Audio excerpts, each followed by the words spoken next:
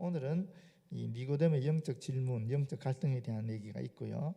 그리고 이 답변이 있지요. 예수님의 답변. 그 답변의 내용은 중생이 구원의 유일한 방편이고, 그리고 나서 이 중생을 얻는 방법은 어떤 것이 있느냐 하는 것에 대한 말씀입니다. 먼저 1절 보시면, 그런데 바리새인 중에 니고데모라 하는 사람이 있으니 유대인의 지도자라. 여기 니고데모라는 말은 승리라는 단어와 백성이라는 단어가 합친 말입니다. 사람 이름이긴 하지만 그 이름의 뜻이 그렇다라는 거죠. 그래서 이 니고데모는 승리한 백성 혹은 백성의 승리 정복자, 이런 의미를 가지고 있는 뜻입니다. 여러분 혹시 제 이름의 뜻을 아시나요? 난데없이 제가 10년 예전에 첫 부임하고 나서 첫 새벽기도 때 제가 말씀을 드렸거든요. 제 이름의 뜻은 은혜 은자에 불꽃 습자예요. 그래서 은혜로운 불꽃이라는 뜻인데, 사실 이름이 상당히 중요해요. 그래서 아브라함을 아브라함으로 이름을 바꾸시고, 사례도 사라라고 바꾸시고 하시잖아요. 이름은 그 일종의 그 사람의 본질 또는 정체성을 의미하는 것이기 때문에 성경에서는 아주 귀중하게 여기십니다. 그런데 어느 날 제가 고등학교 3학년 때인데, 그때 우리 아버지가 다니시는 게, 아버지가 저는 다른 교회를 다녔습니다. 아버지는 통합적 교회를 다니셨고, 어머니 우리 형제들은 다 고신적 교회를 다녔거든요. 그런데 새로 오신 목사님이 제 이름의 뜻을 풀이해 주셨어요. 그걸 단어 그 한자의 부수 하나하나를 뜯어서 풀이해 주셨거든요. 그 이름의 뜻은 뭐냐면은, 은혜 은자가 말씀, 입구자에 큰 대자 마음 심자잖아요. 그걸 풀어 설명하는 겁니다. 그러니까 입구, 입을 큰 대자 크게 벌려서 마음 심자, 마음을 다해. 불꽃 습자는 하나님 말씀 은에다가 불화자가 2개 들어가, 양쪽에. 그리고 또 우자를 써요. 이게 불꽃 습자라는 화할 습자, 불꽃 습자는 한자인데, 이 말씀 은이라는 것은 하나님 말씀을 의미한다라는 거예요. 그리고 화가 2개 있잖아요. 불화자가 2개가 양쪽에 있으니까 이 불화자 2개가 의미하는 것은, 불화는 성령을 의미한대요. 그래서 하나님의 말씀을 성령이 양쪽에 있으니까 성령의 도우심으로, 또 우자잖아요. 전하고 또 전한다. 너무 멋진 말씀 아닙니까? 이 꿈보다 해몽이죠. 그런데 제가 고등학교 때 그 말씀을 듣고 고3 때였거든요. 그 목사님이 설명해 주는 말씀을 들으니까 저한테 굉장히 경제가 되는 거예요. 저는 어릴 때부터 너는 목사가 되지 않으면 죽는다는 소리를 듣고 컸는데, 내 이름에 이런 의미가 있었나? 그게 막 살아나는 거예요. 그래서 굉장히 뿌듯해지더라고요. 그래서 저희 집에서는 제가 첫째인데, 5남 1녀 첫째거든요. 그래서 저는 은혜 은자를 썼어요. 은혜로운 불꽃, 은혜 은자. 그리고 둘째가 어떤 원자를 썼습니다. 지금 고대 교수하는 친구인데, 그 친구가 우리 집안의 장남이다라고 해서 어떤 원자를 썼어요. 습자 돌리면 저희가. 그래서 저는 처음부터 받쳐진 존재로 그렇게 어릴 때부터 자라왔는데, 그 목사님이 그렇게 이름을 풀어주시니까 와, 엄청나더라고요. 참 어떤 이름을 가지는가 참 중요해요. 근데 여기 니고데모도 보시면 승리한 백성입니다. 이스라엘 백성이 승리를 별로 안 했잖아요. 그런데 그 이름 뜻에 승리한 백성. 여러분 이름 어떤 뜻이 있으세요? 이름 뜻을 보고 기도하시면서 하나님 음성을 들으십시오. 그럼 하나님께서 그 이름에 대한 굉장히 놀라운 그런 하나님의 뜻을 가르쳐 주시리라고 저는 믿습니다. 그런데 여기 이분이 어떤 분이냐면은, 사실 성경에 공간복음서에는 전혀 기록되지 않은 인물입니다. 요한복음에만 니고데모가 나오거든요. 요한이 공간복음서에 없는 분이니까 보충해서 말씀하신 거고, 또 요한으로 봐서는 이 니고데모의 대화가 너무 중요한 영적인 진리, 구원에 대한 진리를 담고 있으니까 이걸 쓴 거예요. 여기다 기록해 놓은 겁니다. 그래서 요한복음 보게 되면 예수님과 대화한 이후에 니고데모가 2가지 일을 합니다. 첫 번째가 뭐냐면, 이 사내들인 공회에서 예수님을 죽이려고 했었을 때, 그때 소극적이지만은 그 사내들인 공회에서 반대 의견을 낸 사람이에요. 사내들인 공회가 70인이 모여 있거든요. 그리고 의장이 대제사장이에요. 그러니까 의원이 70명이고 이제 의장은 대제사장인데 여기는 비록 식민지 국가였지만 그럼에도 불구하고 이 사내들인 공회는 이 범죄인에 대한 처벌 권한이 있었어요. 그건 대단한 거죠. 우리가 일제시대 때 생각해 보십시오. 우리나라에 이런 처벌 기구가 없었잖아요. 다 일본 제국주의들이 뭐 경찰서든 군대든 뭐 심지어 면까지 다 장악했지. 그리고 그들이 처벌권을 가졌지 우리나라 백성들에게 처벌권이 있는 건 아니었거든요. 그러나 로마 제국은 식민지를 할 때에 그 식민 백성에게 자치권을 준 거예요. 어느 정도의 자치권은. 그게 바로 사내들이 공의였다라는 것입니다. 거기 70명이 있는 엄청난 기관에서 예수님에 대해서 죽이려고 했을 때 손을 들고 반대 의견을 내세웠다? 그건 대단한 겁니다, 여러분. 솔직히 그렇지 않습니까? 사실 제가 노예에서 한 200명, 노예는 한 400명 회원이 있는데 아마 한 200명 정도 회의를 하는 것 같아요. 그런데 제가 지금까지 9년 동안 노예에서 제가 한 번도 발언한 적이 없거든요.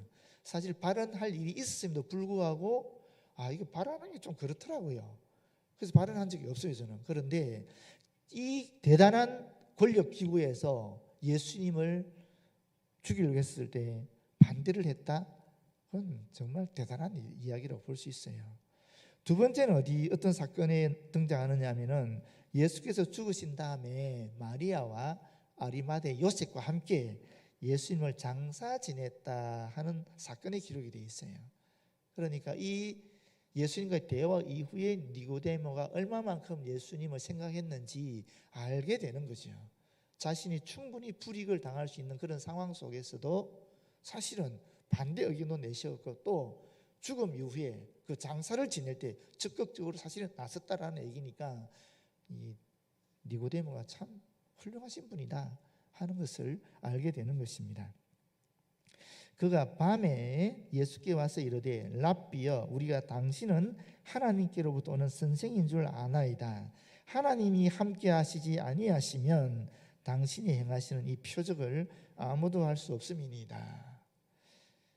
랍비라는 말이 뭐냐면 랍비의 뜻이 있어요. 그게 나의 선생님, 나의 주인님이라는 뜻입니다, 여러분. 랍비의 원래 뜻은. 그런데 지금 여기서 이 니고데모가 예수님을 랍비라고 얘기한다. 그것 자체도 굉장한 겁니다. 사실 이 랍비 중에 랍비가 바로 니고데모거든요. 니고데모가 큰 선생이란 말이죠. 그런데 이 30세 정도밖에 되지 않은 시골에서 올라온 사람을 랍비라고 얘기한다? 그거는 정말 대단한 겁니다. 그건 정말 겸손한 태도입니다. 이 니고데모가 얼마만큼 영적인 진리에 갈급하고 있는지, 정말 얼마만큼 진리를 추구하는 데 있어서 애를 쓰는 사람인지 알 수 있는 겁니다. 영적 갈등에 목말라 있기 때문에 사람의 외모나 그 사람의 어떤 외부적인 판단 이런 걸 받아들이지 않았다라는 거죠. 그렇지 않습니까, 여러분? 이 당시도 지금도 마찬가지지만 이 당시에도 랍비라는 분들이 엄청난 교육을 받고 또 그쪽 그 종교 사회에서 인정을 받아야 되었고 40세가 넘어가야 랍비가 되는 거였거든요. 근데 예수님 30세였는데 우리가 알다시피 그 젊은 사람한테 자신의 영적인 갈등을 얘기한다? 그건 쉽지 않은 일이죠, 솔직히. 그럼에도 불구하고 그렇게 했다라는 것입니다. 그리고 이 밤에 찾아왔다는 것도 다 아시죠, 그죠? 왜 밤에 왔을까? 그 당시 예수님이 다른 이 종교 지도자들로 자신 때문에 어떤 피해를 받지 않게 하기 위해서 그렇게 했다라는 것입니다. 괜히 니고데모가 찾아가서 얘기했다는 것이 소문나게 되면은 아무래도 예수님에게 피해가 올 것 같으니까 그걸 피했다라는 의미도 있고요. 또 하나는 예수님이 낮에 너무 바쁘신 거예요. 바빠서 찾아가면 오랜 시간 깊이 있게 대화를 나누지를 못하는 겁니다. 그래서 밤에 찾아가서 좀 깊이 있는 대화를 나누기 위해서 그렇게 했다는 말씀도 있습니다. 하여튼 밤에 찾아가서 말씀을 하는데 그 뒤에 묘한 말씀이 있지 않습니까? 당신은 하나님께로부터 오신 선생이다. 하나님이 함께 하시지 아니하시면 당신이 가진 이 표적은 아무도 알 수 없다. 그럼 니고데모가 철저하게 지금 예수님에 대해서 하나님께서 보내주신 선지자다 하는 그런 의식을 가지고 있다라는 거잖아요. 그게 어떻게 가능했을까? 그게 이 표적이라는 단어를 통해서 알 수 있는 겁니다. 예수님께서 여러 가지 표적 행한 것이 이미 사내들은 공회의 사람들에게 알려졌다라고도 볼 수 있고요. 이미 많은 사람들이 알려졌다라고도 볼 수 있는 겁니다. 벌써 이 시기에. 그래서 그 소문을 어쨌거나 이 니고데모가 갖고 있었던 정보 라인을 통해서 알았다라는 겁니다. 그래서 이와 같이 하나님께로부터 보내오신 선생이다. 그리고 예수님이 하신 표적은 하나님께서 하시지 않으면, 함께 하시지 않으면 할 수 없는 그런 표적이다 하는 이야기를 하는 겁니다. 여러분, 지난 시간에 말씀드렸는데 유대인들은 표적을 구하잖아요. 헬라인들은 지혜를 구한다 그러잖아요. 왜 표적을 구했겠습니까? 왜? 초월적인 하나님의 어떤 역사하심을 봐야 이 사람이 하나님의 사람인지 아닌지를 판단할 수 있으니까, 이 사람이 진짜 스님인지 아닌지를 판단할 수 있으니까 그렇게 하는 겁니다. 이스라엘 역사를 보시게 되면 계속 그런 역사가 반복되잖아요. 사사기 보면 특히나 그 지금 시대가 사사기랑 똑같은 시대잖아요. 왕이 없는 시대니까. 지금 예수님 식민지 생활이니까 왕이 없는 시대잖아요. 왕이 없는 시대에 어떻게 하나님의 사자를 구별할 수 있겠어요? 결국 하나님의 표적을 통해서만이 하나님 일하시는 종들을 분별할 수 있으니까 이들 입장에서는 그렇게 할 수밖에 없는 겁니다. 그런데 니고데모가 판단할 때 예수님이 가진 표적은 사람으로서는 할 수 없고 하나님 함께 하실 때 행할 수 있는 표적으로 보았기 때문에 일단 니고데모는 예수님을 하나님의 선지자로 본 겁니다. 그래서 이와 같은 이야기를 하고 있는 겁니다. 그러면서 이제 예수께서 하시는 말씀이 있죠. 그런데 여기 좀 이해가 안 되는 부분이 있어요. 지금 니고데모가 예수님께 질문을 했습니까? 안 했습니까? 질문 안 했잖아요. 질문 안 했는데 3절은 예수께서 대답하여 이르시되 이렇게 이야기하고 있어요. 왜 그럴까요? 지금 니고데모 예수님께 질문한 건 아니잖아요. 그냥 밤에 찾아와서 당신은 하나님께서 보내주신 선생님입니다 라고 인정했을 뿐이거든요. 그런데 예수님은 뭐라 그럽니까? 예수께서 대답하여 이르시되 진실로 진실로 내게 이르노니 사람이 거듭나지 아니하면 하나님의 나라를 볼 수 없느니라. 그러면 이 예수님이 이렇게 답변하셨을 그 전에 니고데모에 질문이 있었잖아요. 선생님, 어떻게 하면 하나님 나라를 볼 수 있습니까? 뭐 이런 질문을 했었을 때에 예수님이 이와 같이 물과 아니죠. 사람이 거듭나지 않으면은 하나님 나라를 볼 수 없다 이렇게 말해야 되잖아요. 근데 여기 지금 그게 없잖아요. 질문이 없잖아요. 그런데 왜 예수님이 이렇게 대답하셨겠습니까? 왜? 아셨으니까 그랬겠죠. 니고데모의 마음에 있는 그 질문을 아셨으니까, 그 영적인 갈등을 아셨으니까 그렇게 대답하지 않았겠습니까? 그리고 또 다른 중요한 의미가 하나 있습니다. 지금 니고데모는 예수님을 어떻게 알고 있는 거예요? 하나님께로부터 오신 선생이라 그랬거든요. 쉽게 말하면 하나님이 보낸 선지자 정도로 알고 있는 거예요. 근데 거기에 대해서 예수님은 나는 하나님께서 보내신 선지자가 아니야. 나는 바로 하나님이야. 나는 바로 메시아야 하는 이야기를 합니다. 어디 그런 내용이 있는가? 내가 진실로 진실로 너에게 이루는 그 말 속에 있습니다. 1장 51절에도 사실 이미 말씀드린 내용인데, 이 진실로 진실로 하는 말은 예수님의 독특한 표현입니다. 예수님만이 사용하신 표현입니다. 이것은 아무나 할 수 있는 것이 아니고 이것은 하나님만이 쓸 수 있는 표현이에요. 그래서 이 표현을 통해서 네가 생각하는 선지자가 나는 아니다. 나는 하나님과 같다. 이런 얘기를 은연중에 내포해서 말씀하고 있는 것입니다. 그러면서 여기 이 신적인 권위를 갖고 있는 진리를 지금 내가 선포한다. 하나님으로서 하는 의미를 담고 있다라는 거죠. 그럼 이 뒷말은 굉장히 중요한 말이 되는 거죠. 그렇지 않습니까? 그러면서 뭐라고 얘기합니까? 사람이 거듭나지 아니하면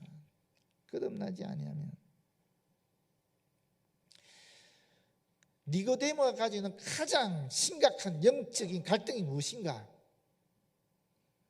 어떻게 불교식으로 하면 해탈을 얻을 수 있을까? 우리 기독교식으로 말하면 구원을 얻을 수 있을까? 성경 오늘 말씀에 의하면 하나님 나라에 갈 수 있을까? 그거거든요. 그게 인간의 가장 근원적인 질문이잖아요. 그 질문을 예수님께서 파악하시고 지금 니고데모에게 말씀하시는데, 니고데모는 거듭남의 체험이 없는 것을 확실히 파악하시고 이 말씀을 하셨다고 볼 수 있는 거죠. 근데 여기서 거듭난다는 말이 뭘까요?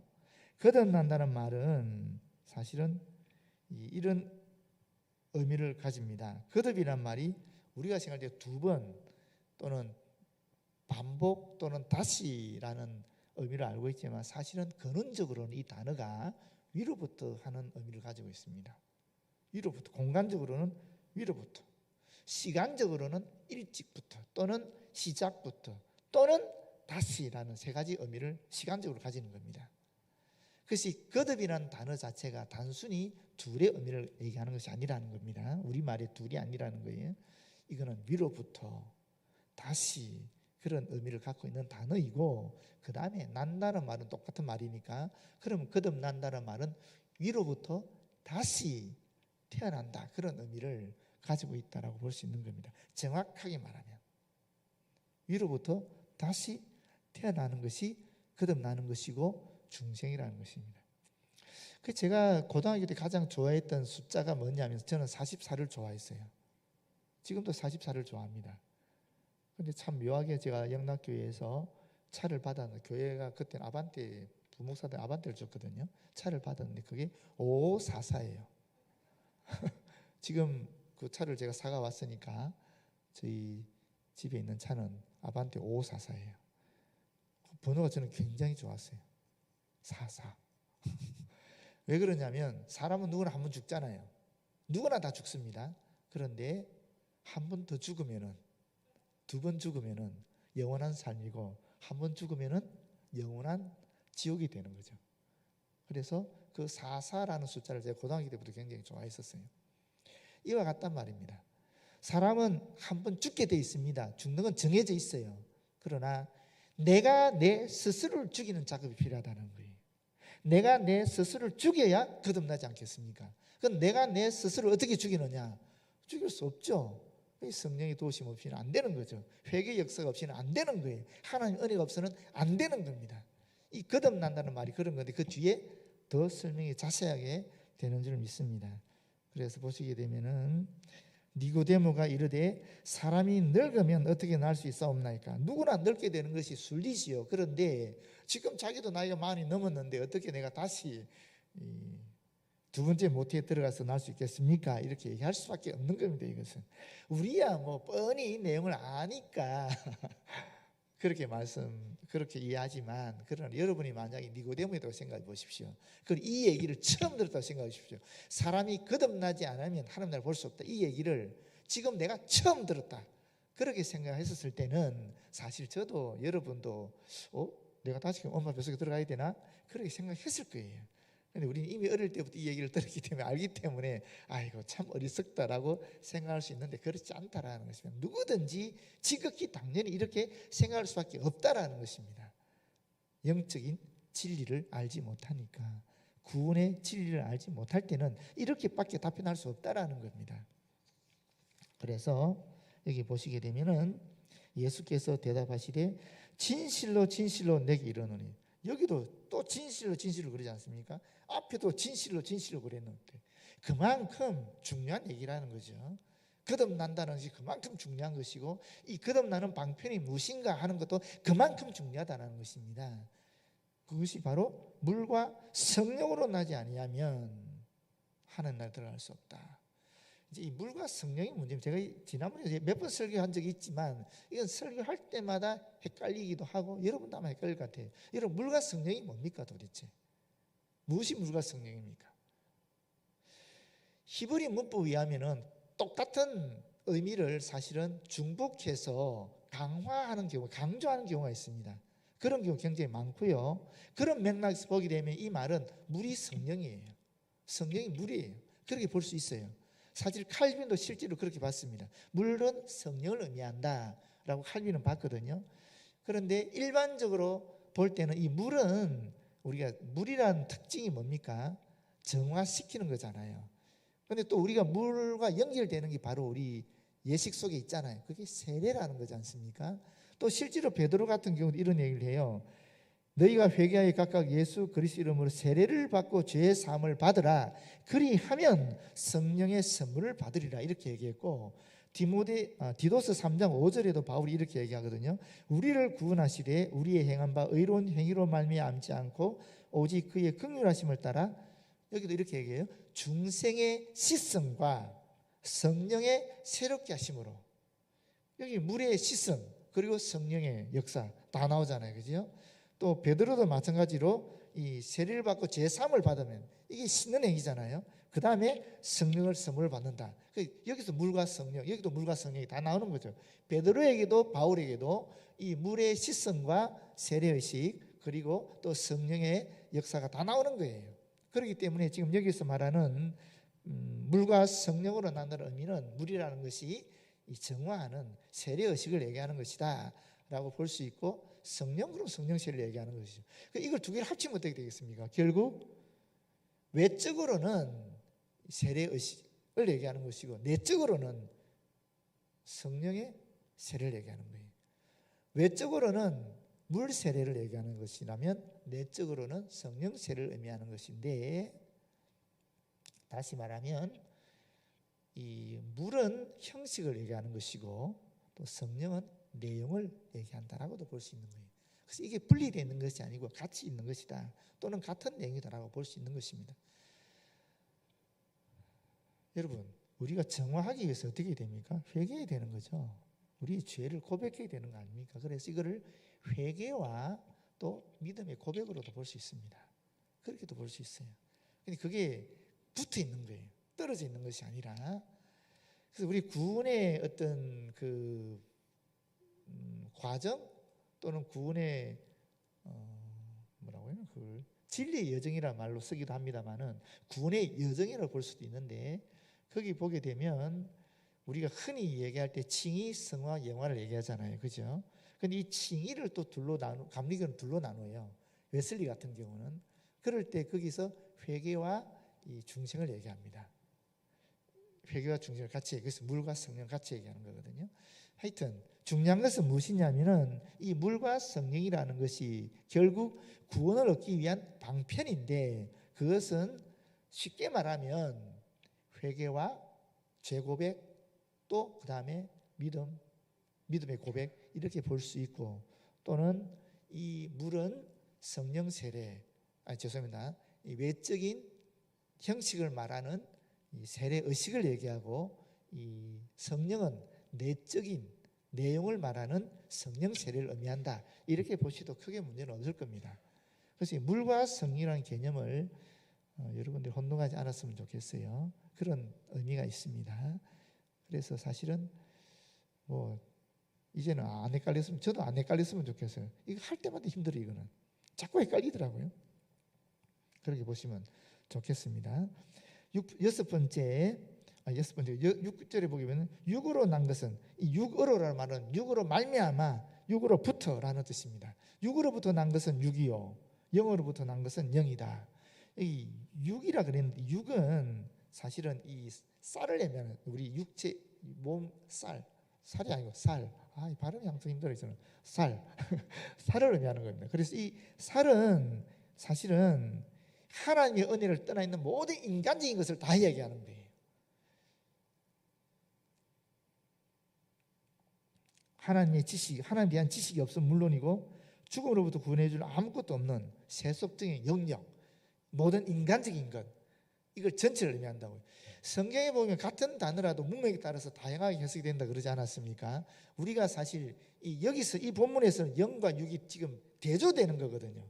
이럴 때 이 육이라는 것은 인간적이다라고 얘기했을 때는 세속적이고 안 좋은 걸 얘기하는 거예요. 부정적인 걸 얘기하는 것입니다. 그러나 천지를 창조했던 그 천지는 뭡니까? 천지가 결국 세상이잖아요. 또 하나님이 세상을 이처럼 사랑하사 세상이잖아요. 근데 이 세상이라는 얘기를 했었을 때 이것은 부정적 영역이 아니거든요. 하나님이 통치하시는 시간, 공간, 인간을 얘기하는 것이거든요. 그 똑같은 세상을 얘기할 때 다르다는 거예요. 인간도 마찬가지입니다. 인간도 어떻게 볼 때 지금 여기서는 이 육이라는 개념 속에 영과 대별되는 의미의 인간을 얘기할 때는 부정적인 의미죠. 그러나 또 한편으로는 이 인간을 얘기할 때는 전인적인 영과 육과 혼을 다 가진 전체적인 인간의 모습을 이야기할 때도 있습니다. 문맥에 따라서. 그래서 그런 부분을 여러분이 오해하지 마시고 한 단어의 의미를 전체 모든 성경에 다 대입하면 안 된다라는 겁니다. 문맥에 따라서 해석을 해야 된다. 그런 말씀을 드리는 거예요. 그래서 문맥을 떠난 해석은 상당히 위험합니다. 지금 여기서 인간적인 것이 육이라는 것이 굉장히 부정적인 것인데 이것을 다른 성경 구절 어떤 데 찾아가 가지고 대입해버리면 안 된다는 거예요. 그 육이라는 단어를 그쪽에서는 또 그 문맥에 따라서 해석을 해야 바른 해석이 가능하다라는 것입니다. 그렇게 하지 않으면 이단이 될 가능성이 많은 것이죠. 내가 내게 거듭나야 하겠다는 말을 놀랍게 여기지 마라. 바람이 임의로 불매 내가 그 소리는 들어도 어디서 와서 어디로 가는지 알지 못하나니 성령으로 난 사람은 다 그러하니라. 여러분 지금 우리 과학자들은 사실은 바람이 어디서 불고 어디로 가는지 다 알거든요. 지금 우리 솔직히 다 알지 않습니까? 바람이 왜 생기는지. 뭐 저기 시베리아에 참 뭐 바람이 생기게 되면 그 기류를 타고 들어와서 지금 이렇게 우리 찬바람이 부는 것도 알고 있고 또 열대 쪽에서 뜨거운 바람이 일어나면 또 그 기류를 타고 와서 지금 우리가 뜨거운 바람이 부는 것 지금 다 눈에 보이거든요. 웬만한 과학자들은 거의 다 아는 내용입니다. 근데 그걸 갖고 이게 얘기하면 이게 해석이 되겠습니까? 안 되겠습니까? 지금 보십시오. 바람이 임의로 불매 그 소리는 들어도 어디서 와서 어디로 가는지 알지 못하나니. 알잖아요. 아는 사람은 알거든요. 다 보이는데 지금은 과학적으로. 이것을 이렇게 해석하면 안 되고 그 시대의 눈으로 보십시오. 그 시대 사람들이 어떻게 봤을까 보십시오. 그렇게 되면 이 시대 사람들이 이런 과학적인 장비가 없어서 이 바람이 어떻게 돌아가는지 알지 못했구나. 사실 우리 일반 사람은 그렇죠. 저도 마찬가지. 저도 지금 우리 바람이 어떻게 보면 잘 모르거든요. 그러나 바람이 눈에 보이지는 않지만 부는 건 알죠. 어떻게 합니까? 바람이 어떤 일으키는 현상을 통해서 알잖아요. 나뭇잎이 흔들리는 걸 보고 바람이 분다는 걸 알잖아요. 바람이 내 몸에 나한테 부딪히는 이 촉감을 느끼면서도 알잖아요. 그건 현상을 보고 아는 거거든요. 그렇지만 실제의 바람은 우리가 모르잖아요. 알 수가 없잖아요. 눈에 보이지 않으니까. 그 현상은 파악할 수 있지만 그 바람의 본질은 알 수 없다라는 거예요. 그런 이야기입니다. 여기 사는 말이 지금. 그런데 성령으로 난 사람도 그렇대요. 이게 도대체 무슨 말입니까? 성령으로 난 사람도 그렇다. 뭘 의미하는 겁니까 이게? 바람과 성령이 연결되어 있는데 그럼 바람은 눈에 보이지 않고 현상만 난다. 본질은 우리가 알 수 없다. 바람은 자기 멋대로 자기 불고 싶은 대로 막 분다. 근데 성령도 그거 같다. 무슨 뜻입니까 이게?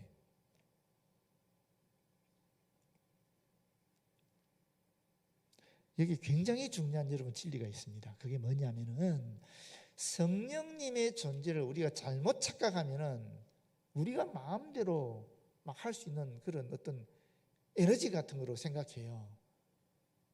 내가 마음대로 할 수 있는 힘으로 생각해요. 그렇지 않다라는 것입니다. 바람은 임의로 부대. 바람은 자유로워서 바람이 자기 뜻대로 한다는 소리거든요. 인간이 그 뜻을 파악할 수 없다는 소리거든요. 그만큼 바람은 자유로운 존재라는 거예요. 성령님도 마찬가지라는 거예요. 성령님도 자유로운 존재예요. 우리가 생각할 때는 인격적으로 성숙하고 또 성경 말씀도 깊이 알고 또 어릴 때부터 신앙생활을 하면서 착하게 살고 이런 사람이 성령을 딱 받아서 강력한 능력을 행할 수 있을 것 같은데 일반적으로 보면 안 그러거든요.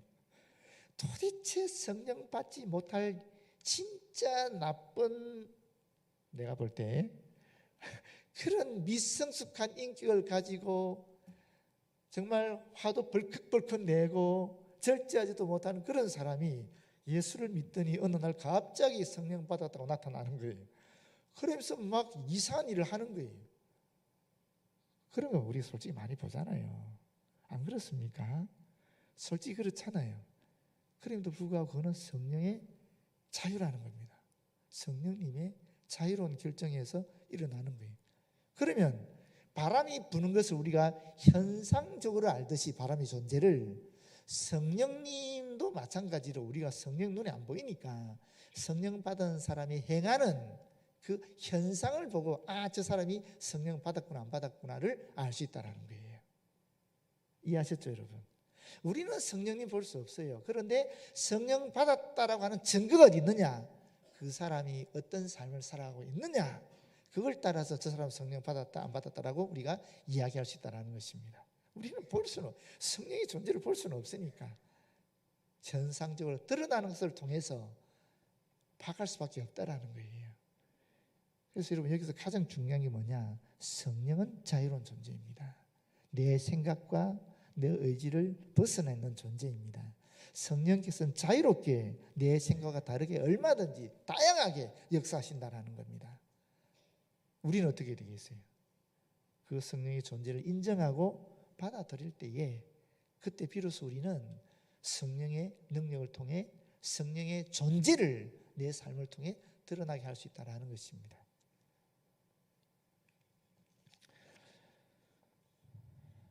여러분, 성령께서는 바람이 눈에 보이지 않지만 존재하듯이 분명히 존재합니다.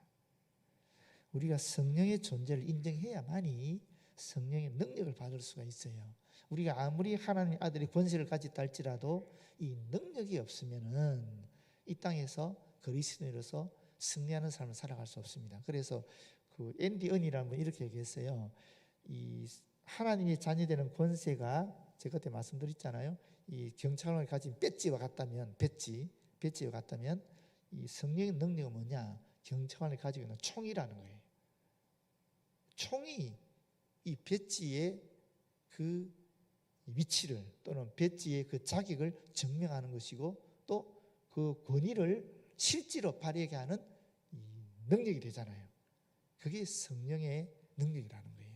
그래서 우리가 그리스도인이라는 권세를 가졌으면, 하나님의 자녀는 권세를 가졌으면, 이 자녀로서 힘을 행사할 때에 그때는 성령의 능력이, 총과 같은 능력이 있어야 된다는 거예요.